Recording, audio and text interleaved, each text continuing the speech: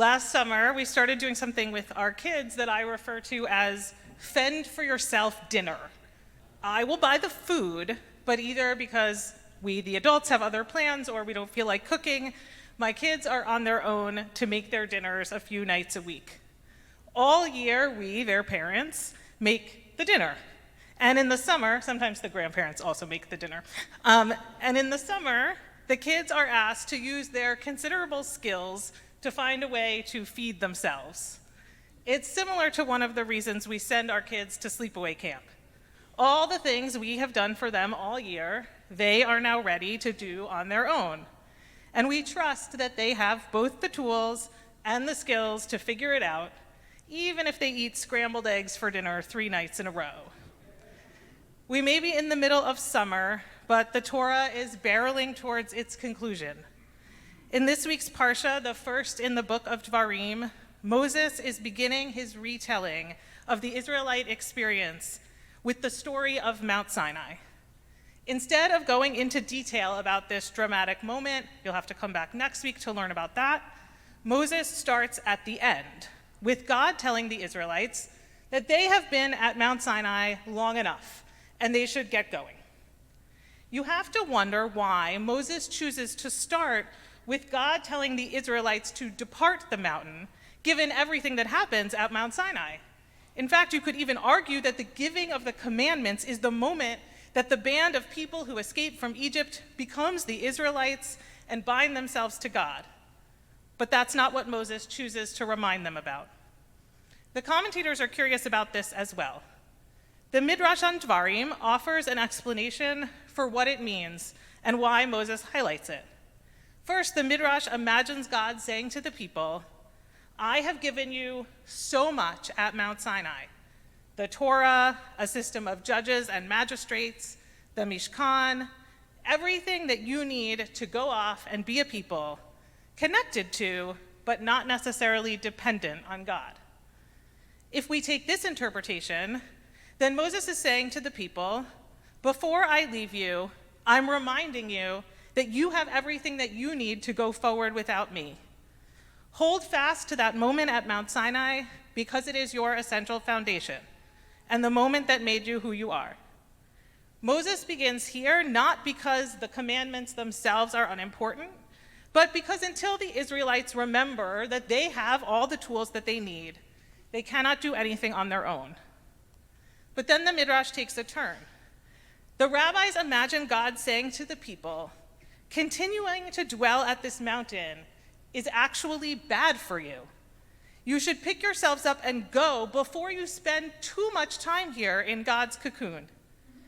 The implication is that remaining in a place where God does everything for them is dangerous for the Israelites, and it will not help them move forward to the promised land. Once they have the tools they need, they should do things for themselves. While it might be nice at Sinai, feeling tucked away from the world, that is not how they are supposed to live. They have to learn to live out God's lessons in their real lives, not just under the protection of Sinai. And they have to learn that they are responsible for building God's world.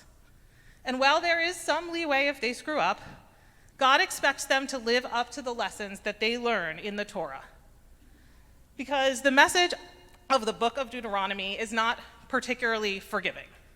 Moses both lists the people's mistakes and the consequences, and tells them that he is sure that they will continue to make significant mistakes in the future. The prevailing lesson seems to be, if you know what to do, if you've been given the tools to do it and you choose not to, then you have to accept the consequences. And most of the time, Moses says, the Israelites make the wrong choices, even though they know better. That this lesson is taught at this moment in the calendar is not an accident.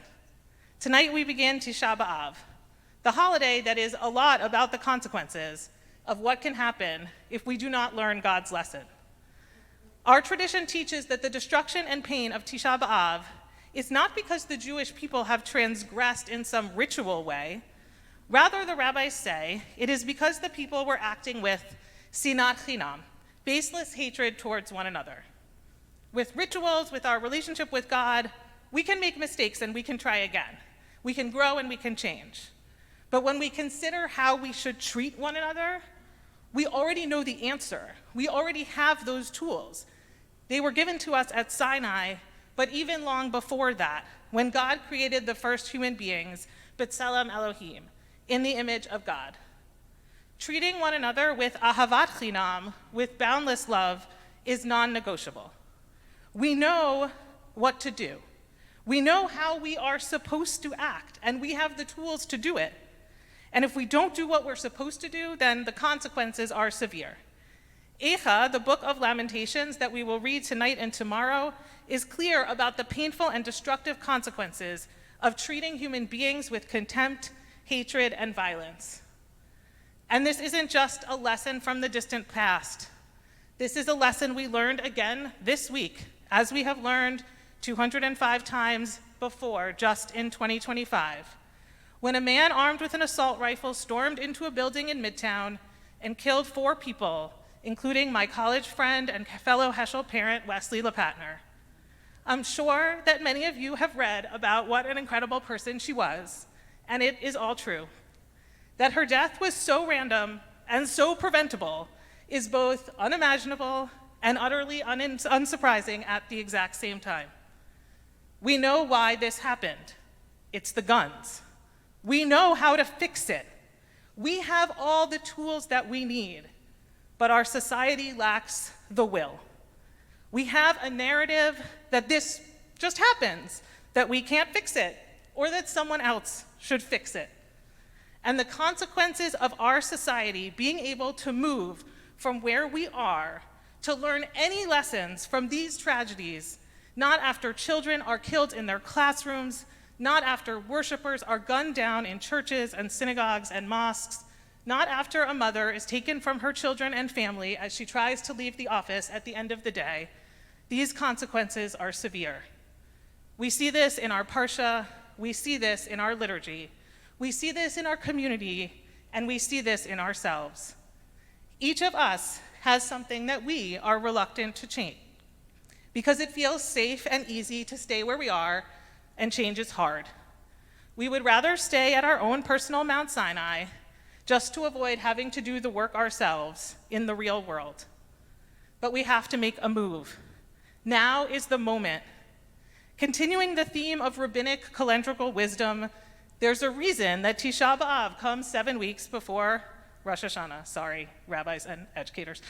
Tisha Be'Av is the reminder of what can happen if we don't use the next 7 weeks leading up to the holiday to do real work on ourselves, to change our actions and our mindsets, to take God's loving push that we have been in one place for too long.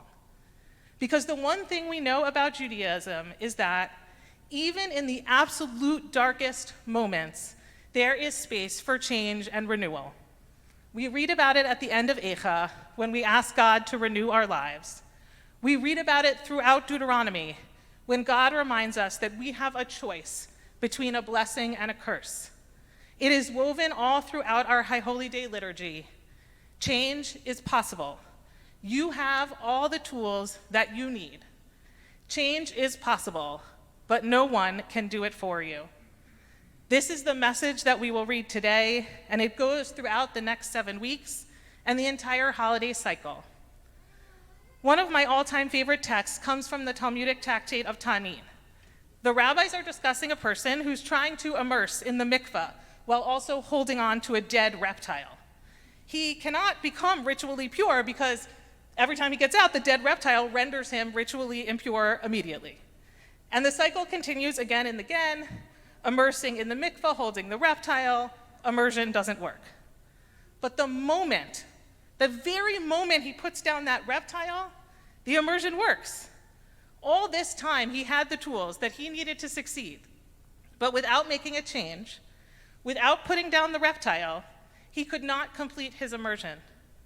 Once he realizes what is blocking his path, change is immediately possible.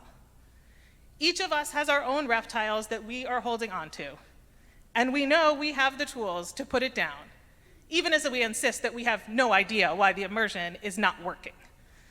Our society has them too. We have communal stories that we tell about why we can't change, what's blocking our way, why the problems are too big and too hard. We want other people to solve the problems for us.